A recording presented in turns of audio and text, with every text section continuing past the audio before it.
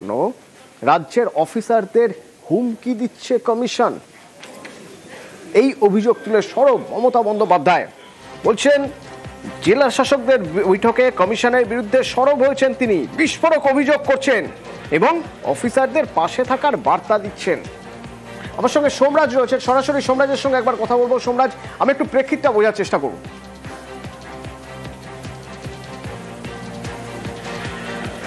দেখো, প্রেক্ষিতটা হচ্ছে আজকে মুখ্য সচিবের একটি বৈঠক ছিল জেলা শাসক এবং দপ্তরের সচিবদের নিয়ে বিকেল 4:30 থেকে নবান্নে। সেই বৈঠকেই মুখ্যমন্ত্রী মমতা বন্দ্যোপাধ্যায় যোগ দেন বলেই নবান্ন সূত্রে খবর, এবং সেখানেই নির্বাচন কমিশনের বিরুদ্ধে ফের সরব হয়েছেন মুখ্যমন্ত্রী মমতা বন্দ্যোপাধ্যায়। এবং যেটা নবান্ন সূত্রে জানা যাচ্ছে, বৈঠক চলাকালীন মুখ্যমন্ত্রী মমতা বন্দ্যোপাধ্যায় স্পষ্টত বলেন এসআইআর যেমন চলছে চলুক, কিন্তু কোনোভাবেই যাতে উন্নয়নের কাজ ব্যাহত না হয়। কিন্তু তার সঙ্গে মুখ্যমন্ত্রী মমতা বন্দ্যোপাধ্যায় এই বার্তাও দেন যে তিনি অফিসারদের সঙ্গে রয়েছেন, অফিসারদের পাশে রয়েছেন। তিনি এটা বলছেন আজকের বৈঠকে, মন্তব্য করছেন, যেটা নবান্ন সূত্রে জানা যাচ্ছে, যে এসআইআর এর নাম করে অফিসারদের ধমকানো হচ্ছে, চমকানো হচ্ছে। রাত 9টা থেকে রাত 11টা অফিসারদের সঙ্গে বৈঠক করা হচ্ছে। শুধু তাই নয়, তিনি বলছেন যে কমিশন বলছে চাকরি খেয়ে নেবে, সাসপেন্ড করে দেবে, জেলে পাঠাবে। আপনারা ভয় পাবেন না, সরকার আপনাদের পাশে রয়েছে। এই বার্তা মুখ্যমন্ত্রী মমতা বন্দ্যোপাধ্যায় আজকে দেন জেলা শাসকদের বৈঠকে। বিকেল 4:30 থেকে প্রায় 1 ঘন্টারও বেশি সময়সীমা ধরে জেলা শাসকদের সঙ্গে বৈঠক হয় মুখ্য সচিবের, যে বৈঠকে যোগ দেন রাজ্যের মুখ্যমন্ত্রী মমতা বন্দ্যোপাধ্যায়। এবং সেই বৈঠকে যোগ দিয়েই এসআইআর এর নামে নির্বাচন কমিশনকে নাম না করে ফের সরব হয়েছেন মুখ্যমন্ত্রী মমতা বন্দ্যোপাধ্যায়। এবং তিনি বলছেন যে অফিসারদের ধমকানো হচ্ছে, চমকানো হচ্ছে।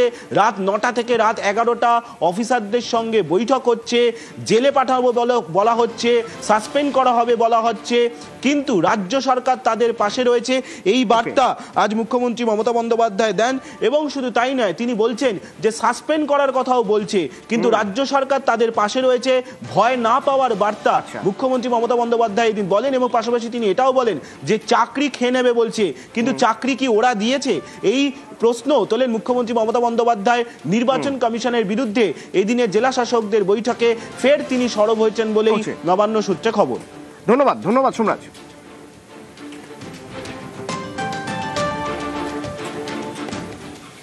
আর এবার সিও অফিসের সামনে ছবিটা একবার দেখা যাক। সিও দপ্তরের সামনে বিএলও অধিকার রক্ষা কমিটি তাদের বিক্ষোভ, এবং সেইখানে যখন বিজেপির প্রতিনিধি দল ঢুকে যায় তখন সেখানে দেখা গেল স্লোগান, পাল্টা স্লোগান। বিজেপি বিধায়করা সেখানে পৌঁছতেই বিএলওদের স্লোগান, এবং বিজেপিও পাল্টা স্লোগান দেয়। সে সময় দফায় দফায় পুলিশের সঙ্গে বিএলওদের ধস্তাধস্তি।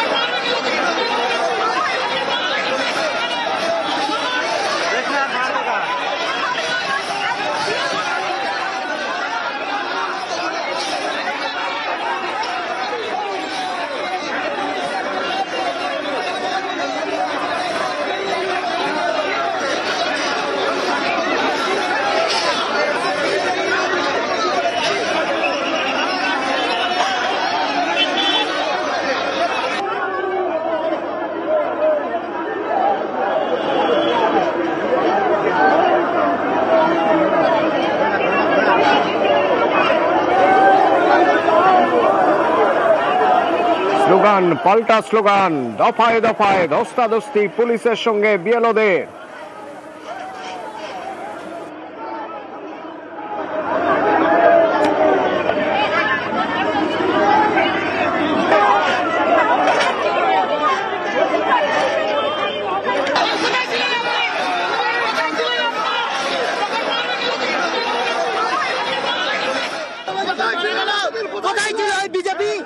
আমাদের বিজেপির অগ্নিলালনে আমাদের বন্ধুরা দিকে দিকে মরছে। বিজেপি কি করতে আসছে? বিজেপির দলাল ইসিআই অগ্নিলালনে এই কাজ হচ্ছে। বিজেপির অগ্নিলালনে আমাদের বন্ধুরা যখন দিকে দিকে মরছিল তখন কোথায় ছিল? শুভেন্দু অধিকারী এসেছে নির্বাচন কমিশনের গটআপ গেম খেলতে। এখানে বিএলওরা মরছে, বিএলওদের অবস্থা খারাপ হচ্ছে, তাদেরকে মানসিক শারীরিক চাপে অসুস্থ হয়ে পড়ছে, আর এখানে দালালি করতে এসছে নির্বাচন কমিশনের সঙ্গে গটআপ গেম খেলতে এসছে। আমরা পশ্চিমবঙ্গে বিএলওরা মানবো না এটা।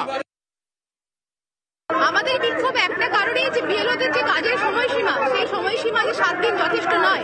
2 বছরের কাজ কখনোই 1 মাস 7 দিনে শেষ করা সম্ভব নয়। আমরা চাই কমপক্ষে 2 মাস এই সময় বৃদ্ধি করা হোক, এই দাবিতে এসেছি। এবং আজকে আমাদেরকে ঢুকতে দেওয়া হচ্ছে না, কিন্তু বিজেপির দালালরা হঠাৎ করে মুখ দেখাচ্ছে এবং তারা ঢুকে যাচ্ছে। আমরা এই বিরুদ্ধে প্রতিবাদ জানাচ্ছি।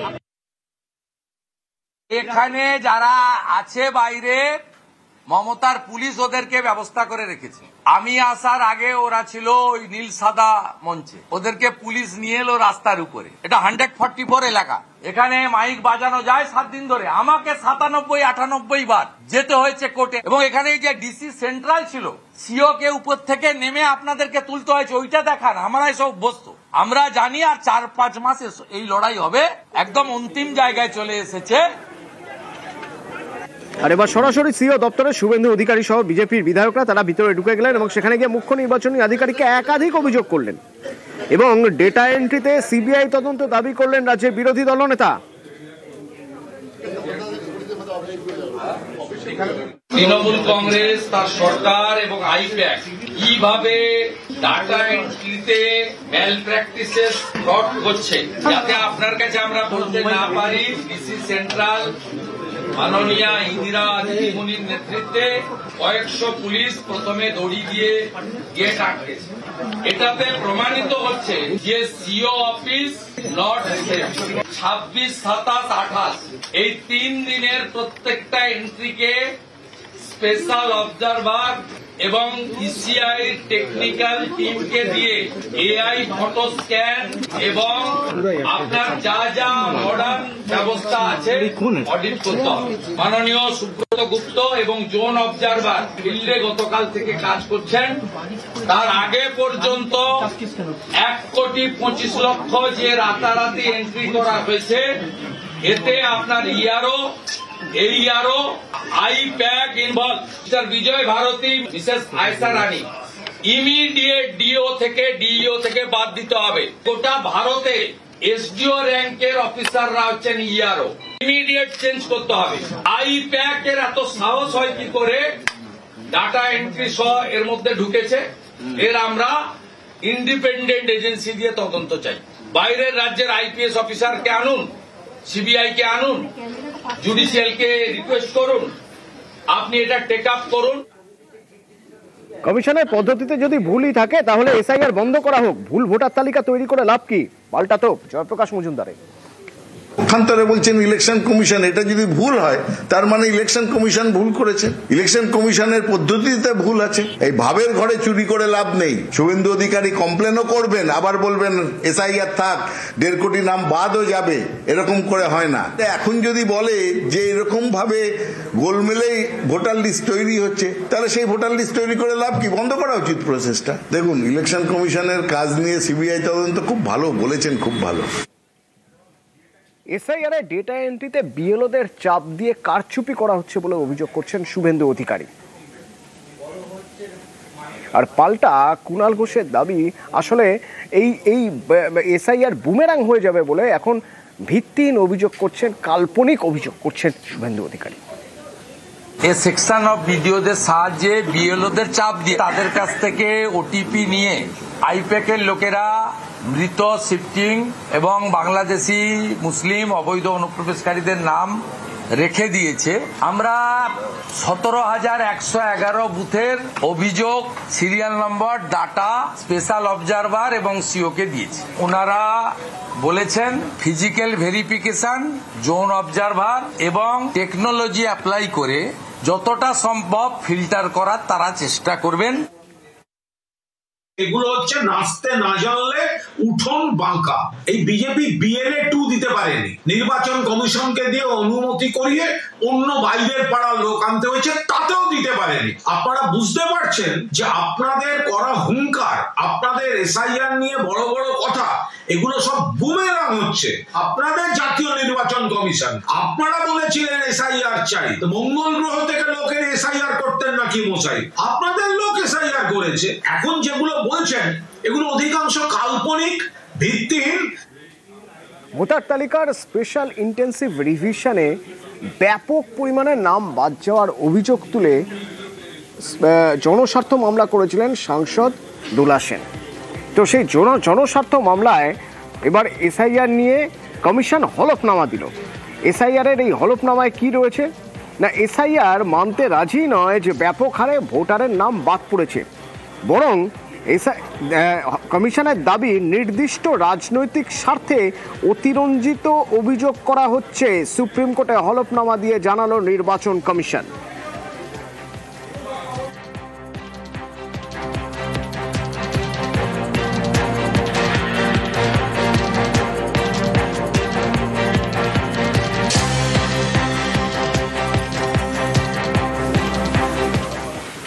আজ সুপ্রিম কোর্টে আরও একটি মামলা ছিল বাংলার এসআইআর নিয়ে, কারণ বাংলার স্পেশাল ইন্টেন্সিভ রিভিশনকে চ্যালেঞ্জ করে সুপ্রিম কোর্টে হিন্দু, বৌদ্ধ, খ্রিস্টানরা যারা 2014 সালের আগে বাংলাদেশ থেকে ভারতে এসেছেন সিএ এর অধীনে সুরক্ষা পান না বলে দাবি করেন তারা। নোটিশ জারি করেন প্রধান বিচারপতির বেঞ্চ এবং জৈন বৌদ্ধ বলে বিভেদ করতে পারি না মন্তব্য প্রধান বিচারপতি সূর্যকান্তের বেঞ্চের।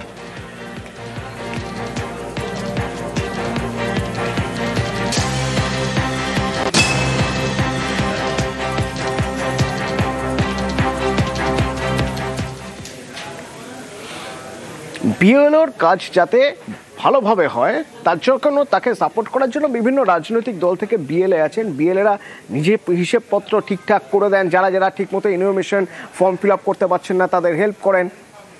তো নদিয়া শান্তিপুরে বিজেপির এরকম একজন বিএলএ, যে বিএলএর বাড়িতে 5টি ইনফরমেশন ফর্ম যাওয়ার কথা, গিয়েছে 6টি। এই 6 নম্বর ব্যক্তিটি কি তা নিয়ে চাঞ্চল্য।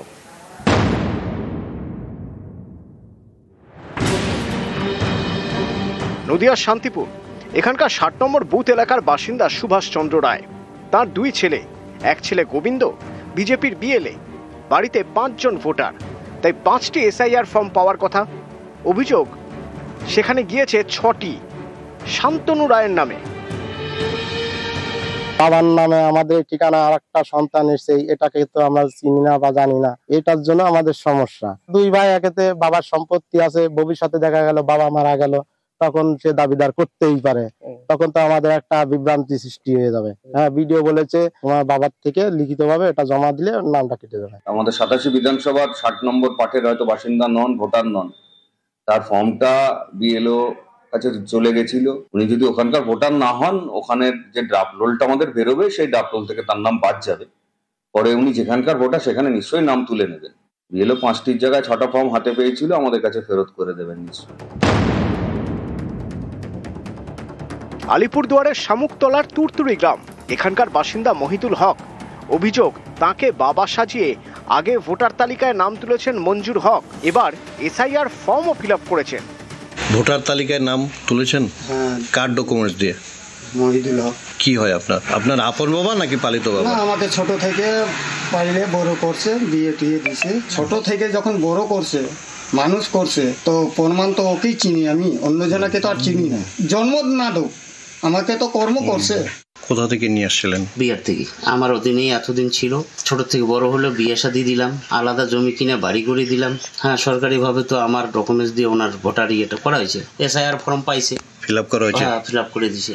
আপনার ডকুমেন্টস দিয়ে? হ্যাঁ, আমার ডকুমেন্টস দিয়ে। পশ্চিম বর্ধমানের কুলটি, এখানে 3টি বুথ মিলিয়ে প্রায় 200 ভোটারের হদিশ নেই বলে অভিযোগ, তাই এসআইআর ফর্ম দিতে পারেননি বিএলও। যারা এসআইআর ফর্ম ফিল আপ করেননি তাদের সচেতন করতে চলে মাইকিং। বিএলও বারবার আপনাদের বাড়িতে যাওয়ার সত্ত্বেও আপনাদেরকে পায়নি। আমাদের বিএলও আপনাদের বাড়িতে যাবে, ফর্ম সংগ্রহ করুন এবং যথাযথ উপায়ে পূরণ করুন এবং জমা করুন। 70 জনের মতো এখনো খুঁজে পাওয়া যায়নি, তারা এলাকায় ঠিকমতো ট্রেস করা যাচ্ছে না। আমি তো নতুন বিএলও, আমি ট্রেস করেছি, আমার বিএলএরা সাহায্য করেছে এবং আমাদের সার্ভার সাহায্য করেছে, কিন্তু তাদেরকে খুঁজে পাওয়া যাচ্ছে না, এখন পর্যন্ত পাওয়া যায়নি। এরপরে আসতে পারে তারা। হুগলির চাঁপদানি, এখানেও একাধিক ভোটারের হদিশ মেলেনি বলে অভিযোগ, তাই বিভিন্ন জায়গায় নোটিশ ছাটিয়ে দেন বিএলও। লিস্ট আমাদের বিএলও সাহেব, মাসুম সাহেব টাঙিয়ে দিয়েছেন। উনি চেষ্টা করেছেন খুঁজে বার করা, কিন্তু খুঁজে পাওয়া যায়নি। এলাকাবাসী হিসেবে বলবো এগুলোকে আরও ছানবিন করা দরকার আছে। সঠিক ভোটার তালিকা তৈরি হোক, এটা আমাদের কাছে নির্বাচন কমিশনের কাছে আমাদের দাবি, এবং এই ভুতুড়ে ভোটার ইলেকট্রাল প্রসেস থেকে বাদ দেওয়া হোক। নিউজ 18 বাংলা। আর ওদিকে আরও একবার আরেক বিএলও তিনি অসুস্থ হয়ে হাসপাতালে, এবং তার দাবি এসআইআর এর কাজ করতে গিয়েই তিনি অসুস্থ হয়ে পড়েছেন। কমিশনকে বারবার অভিযোগ জানানোর পরেও, কমিশনকে তার অসুস্থতার কথা বারবার জানালেও জোর করে তাকে দিয়ে এসআইআর এর কাজ করানো হয়েছে। কলকাতার বেসরকারি হাসপাতালে ভর্তি এই বিএলও। রানা রয়েছে আমার সঙ্গে। রানা, কি অভিযোগ করছেন তারা কি আগে থেকে জানিয়েছিলেন? জানানোর পরে কমিশন কি জানায়? তারপরেও কি জোর করে এসআইআর এর কাজ করতে বাধ্য করা হয়? যে মানে উত্তরপাড়া পৌরসভায় 18 নম্বর ওয়ার্ডের 209 নম্বর বুথের বিএলও ছিল সুতপা চক্রবর্তী বন্দ্যোপাধ্যায়। তিনি বিএলওর কাজ সামলাচ্ছিলেন। তো সেইটা নিয়ে তিনি গতকাল কাজ করতে করতে তিনি মানে অসুস্থ হয়ে পড়েন, মাথা ঘুরে পড়ে যান। তারপর তাকে কলকাতা বেসরকারি একটি নার্সিংহোমে তাকে ভর্তি করে রাখা হয়েছে আইসিইউতে। ইতিমধ্যে কিন্তু মানে তার পরিবর্তে অন্য দুজন বিএলওকে দায়িত্ব দেওয়া হয়েছে সেই বুথের কাজ দেখার জন্য। আজকে তার স্বামী যখন মানে গৌতম বন্দ্যোপাধ্যায় তিনি যখন যান, সেখানে গিয়ে তিনি বিষয়টা যখন জানান, তখনই ক্ষোভে ফেটে পড়েন যে এত কম সময়ের মধ্যে যে বিএলওদের দায়িত্ব দেওয়া হয়েছে সেখানে এই কাজ করা সম্ভব না। সেই এসআইআর চাপে, কাজের চাপে তিনি অসুস্থ হয়ে পড়েছেন বলেই তিনি অভিযোগ করেছেন। ধন্যবাদ।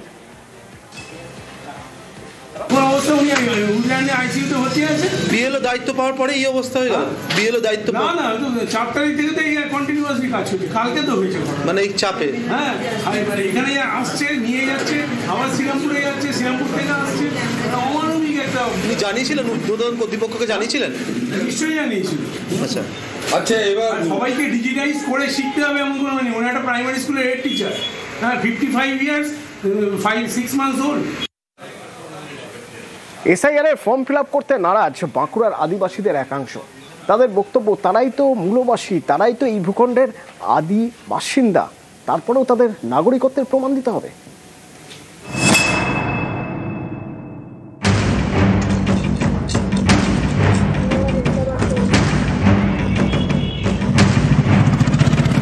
বাঁকুড়ার রানীবাঁধ ব্লকের রাউতরা গ্রাম পঞ্চায়েত। এখানকার ভেদুয়াশোল সহ বেশ কয়েকটি গ্রামে আদিবাসীদের বাস। তাদের বাড়িতে এসআইআর ফর্ম বিলি করেছেন বিএলও, কিন্তু আদিবাসীদের একাংশ এসআইআর ফর্ম ফিল আপ করতে নারাজ। তাদের যুক্তি, আদিবাসীরা এদেশের আদি নাগরিক, তাই আলাদা করে নাগরিকত্ব প্রমাণের দরকার নেই। আমি নিজেও ফর্ম ফিল আপ করিনি, কারণ আমি মাঝি সরকারের কার্ড ধরেছি। এই দেশে দু ধরনের সরকার রয়েছে, একটা মাঝি সরকার আর একটা গণতান্ত্রিক সরকার। তো আমি ভুলবশত আমি কার্ড ধরেছিলাম, 95 সালে ভোটার ধরেছি, আধার ধরেছি, প্যান কার্ড ধরেছি, আরো অনেক কিছু। এটা সিটিজেনশিপ, যেটা বুঝতে পারলাম যেদিন থেকে না এই সিস্টেমে গেলে তো আমার এই দেশ, আমি তো বাইরে থেকে আসিনি। এসআর ফর্মটা আমরা ফিল আপ করিনি এই কারণে, আগে কিন্তু আমরা মানে আমাদের আদিবাসীর যে অধিকার এগুলো আগে আমরা জানতাম না। এখন যে আমরা দেখলাম যে আদিবাসীর যে অধিকার, যে মানে আদি যুগ থেকে যে এই দেশের আমরা রাজা লোক, মানে আমরা যে বসবাস করে এখন আছি, যে আমরা বলছি এই ভারত একটা দেশ, কিন্তু না, আদিবাসীদের দেশটা হচ্ছে গোডমানা দেশ। আর তোমরা যদি ফর্ম ফিল আপ না করো, তোমরা বাঁকুড়া জেলা প্রশাসনের বক্তব্য, আদিবাসীদের বুঝিয়ে এসআইআর ফর্ম ফিল আপের চেষ্টা করা হবে। রানীবাঁধের এই যে 30-40টি পরিবার যে সমস্ত কথা বলছে, সেটা কিন্তু নিশ্চিতভাবে একটা ষড়যন্ত্রের শিকার হয়েছে তারা। 2024 সালেও তারা কিন্তু ভোট দিয়েছে। আমার বিশ্বাস নির্বাচন কমিশনও তাদের প্রক্রিয়ার মাধ্যমে এই মানুষগুলোকে সেইভাবে বোঝাবে। যারা এই ধরনের কথা এই পরিবারদের বোঝাচ্ছে, একটা দেশ বিরোধী ভাবনা মানুষের মধ্যে ঢোকাবার চেষ্টা করছে। উড়িষ্যা থেকে একটা থিম এসছে যে ভারতবর্ষে কোনো সরকার নেই, একটাই সরকার আছে, মাঝি সরকার। তো ওটা আমরা ট্যাকেল করছি, দেখছি। যারা বা যে ওদের মাথায় এই ভুল তথ্য পরিবেশন করে ভারতীয় নাগরিকত্বকে অস্বীকার করে মাঝি সরকারের আনুগত্য কথা বলছে, সেটা প্রশাসন দল আমরা খুব দৃষ্টি রেখে আমরা পর্যালোচনা করছি এবং প্রয়োজনীয় ব্যবস্থা গ্রহণ করব।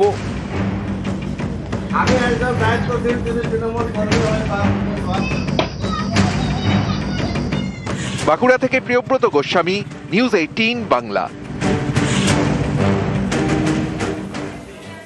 অভিষেক বন্দ্যোপাধ্যায় বিজেপিকে চ্যালেঞ্জ করছেন, তৃণমূলের আসন সংখ্যা বাড়বে সামনের ভোটে, আর যদি বাড়ে তাহলে বিজেপিকে ক্ষমা চেয়ে 7 দিনের মধ্যে বকেয়া বরাদ্দ মিটিয়ে দিতে হবে। যারা বলছে যে এসআইআর হলে তৃণমূলকে দেখা যাবে না, তৃণমূলকে পাওয়া যাবে না, আর তৃণমূলের ভোট শতাংশও বাড়বে, আসন সংখ্যাও বাড়বে। তৃণমূলের যদি আসন সংখ্যা না বাড়ে আপনারা যা শাস্তি দেবেন অভিষেক বন্দ্যোপাধ্যায় মেনে নেবে, আর তৃণমূলের যদি আসন সংখ্যা বাড়ে আমরা কোনো শাস্তি দেবো না। মাথা নিচু করে ক্ষমা চেয়ে বাংলার 2 লক্ষ কোটি টাকা 7 দিনে বিজেপি নেতাদের ছাড়তে হবে। চ্যালেঞ্জ অ্যাকসেপ্ট করুন। 2 লক্ষ কোটি টাকা যেটা বাংলার অধিকার, প্রাপ্য পাওনা, এটা কারোর মামার টাকা না, বাবার টাকা না, দাদুর টাকা না, ঠাকুরদার টাকা না, পৈতৃক সম্পত্তি না। বাংলায় কথা বলেন তাই তারা বাংলাদেশি। সোনালী খাতুন সহ 6 জনকে দিল্লি পুলিশ পাঠিয়ে দিয়েছিল বাংলাদেশে আটকে পড়েছিলেন তারা। সেই সোনালী খাতুন আজ বাংলাদেশের কোর্ট থেকে জামিন পেলেন।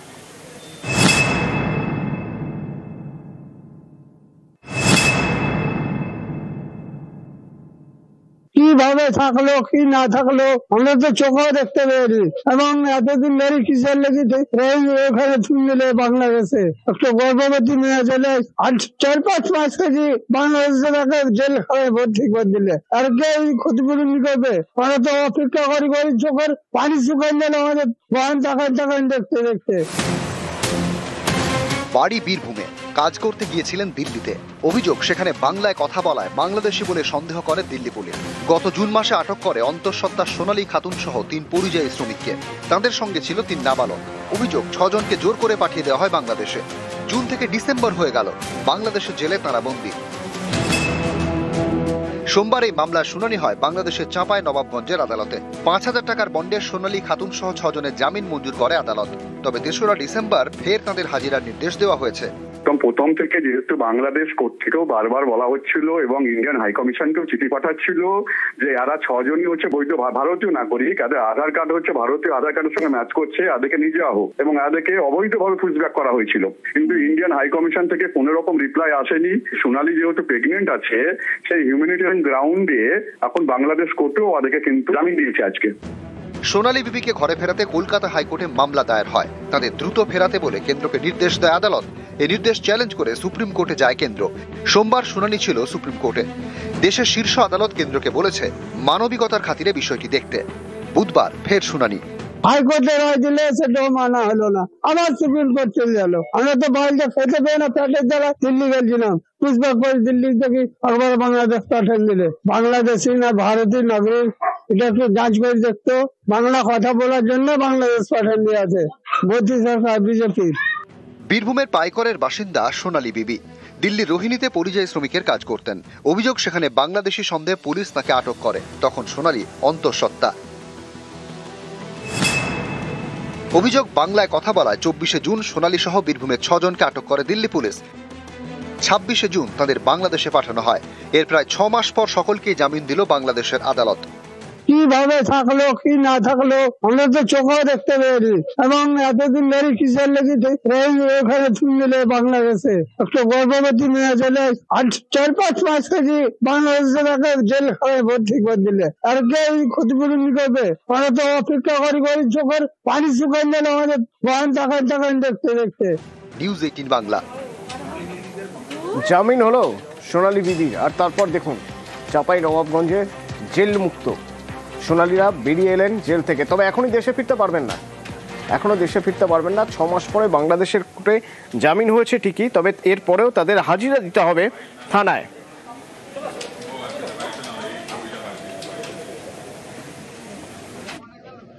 সোনালী খাতুন সহ 6 জনকে আজকে বাংলাদেশ চাঁপাইনবাবগঞ্জ জেলা আদালত জামিন মঞ্জুর করেছেন।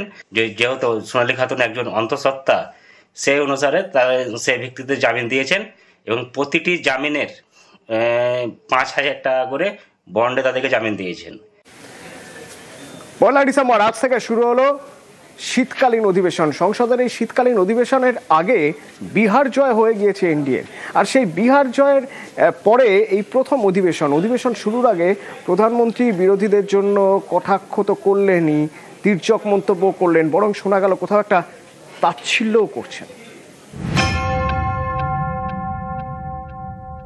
ड्रामा करने के लिए जगह बहुत होती है, जिसको करना है करते रहें। यहाँ ड्रामा नहीं, डिलीवरी होनी चाहिए। पिछले 10 साल से ये जो खेल खेल रहे हैं, देश स्वीकार नहीं कर रही है इन पद्धतियों को। रणनीति बदले, मैं टिप्स देने के लिए तैयार हूं उनको कैसे परफॉर्म करना चाहिए। বিহার বিধানসভা ভোটে বিজেপি নেতৃত্বাধীন জোটের বিপুল জয়, তারপর সংসদে প্রথম অধিবেশন। সেই শীতকালীন অধিবেশনের শুরুতেই চড়া সুর প্রধানমন্ত্রী নরেন্দ্র মোদীর, কটাক্ষ আক্রমণ ছাপিয়ে বিরোধীদের উদ্দেশ্যে যেন তাচ্ছিল্যের সুর। ड्रामा करने के लिए जगह बहुत होती है, जिसको करना है करते रहें। यहाँ ड्रामा नहीं, डिलीवरी होनी चाहिए। जहाँ पराजित होकर के आए वहाँ बोल चुके हो, जहाँ अभी पराजय के लिए जाने वाले हो वहाँ भी बोल दीजिए। सदन को या तो चुनावी का वार्मिंग अप के लिए उपयोग किया जा रहा है, या तो पराजय की बौखलाहट को निकालने के लिए उपयोग किया जा रहा है। আপনি এসআইআর করছেন বাংলায়, খুব ভালো কথা। আপনি বলছেন বাংলাদেশ থেকে লোক এসছে তাই বাংলায় এসআইআর হচ্ছে, তাহলে ত্রিপুরা এসআইআর হবে না কেন? মেঘালয় তো বাংলাদেশের বর্ডার, মিজোরাম তো বাংলাদেশের বর্ডার। বিজেপি নেতারা বলছে 1 কোটি রোহিঙ্গা মায়ানমারের সাথে বর্ডার শেয়ার করে অরুণাচল প্রদেশ, নাগাল্যান্ড, মিজোরাম, মণিপুর, এই 4টে রাজ্যের মধ্যে একটা রাজ্যেও এসআইআর হচ্ছে না, তাহলে বাংলায় হচ্ছে কেন? লজিকটা তো বলতে হবে। এবার সে নিয়ে যখন পার্লামেন্টে ডিসকাশন চাওয়া হচ্ছে, বলছে বিরোধীরা ড্রামা করছে। বাংলার মানুষকে মৃত্যুর মুখে ঠেলে দিয়ে খালি আপনাদের রাজনৈতিক স্বার্থ চরিতার্থ করতে পুরো ইউনিয়ন গভর্নমেন্টের মেশিনারিকে ব্যবহার করে নামিয়ে দিচ্ছেন। তা আজকে এই যে 40 জন মারা গেছে, যারা তাদের মৃত্যুর জন্য নির্বাচন কমিশনকে দায়ী করেছে, প্রধানমন্ত্রী তাদেরকে বলছে drama. I suggest that urgent issues like what you said, pollution, other issues, SIR, which are it is a huge issue for democracy. Let's discuss them. What is Parliament for? Let's discuss them. Let them have a discussion. It's not drama. Speaking about issues, raising issues is not drama. Drama is not allowing discussion. Drama is not having a democratic discussion about issues that matter to the public. Bihar के नतीजे इतना समय हो गया है तो अब थोड़ा संभल गए होंगे, लेकिन कल जो मैं बयानबाजी सुन रहा हूं उनकी, तो उसे लगता है कि पराजय ने उनको परेशान करके रखा है। लेकिन मेरा सभी दलों से आग्रह है, पराजय की बौखलाहट का वो मैदान नहीं बनना चाहिए। ये शीतकालीन सत्र विजय के अहंकार में भी परिवर्तित नहीं होना चाहिए। এসআইআর ঘিরে এখন গরম রাজনীতি। একাধিক রাজ্যে এসআইআর এর চাপে বিএলওদের মৃত্যুর অভিযোগ উঠেছে, যা নিয়ে ক্রমাগত সুর চড়াচ্ছে বিরোধীরা। এসআইআর এর ডেডলাইন তথা ভোটার তালিকা প্রকাশের দিন 1 সপ্তাহ পিছিয়ে দিতে হয়েছে নির্বাচন কমিশনকে। এই পরিস্থিতিতে এসআইআর নিয়ে সংসদের শাসককে ঘিরতে কোমর বাঁধছে বিরোধীরা। পিছিয়ে নেই শাসক শিবিরও, চড়া সুরে শুরুটা করলেন প্রধানমন্ত্রী। বোঝাই যাচ্ছে এসআইআর ঘিরে গরম হতে চলেছে শীতের সংসদ। নিউজ 18 বাংলা।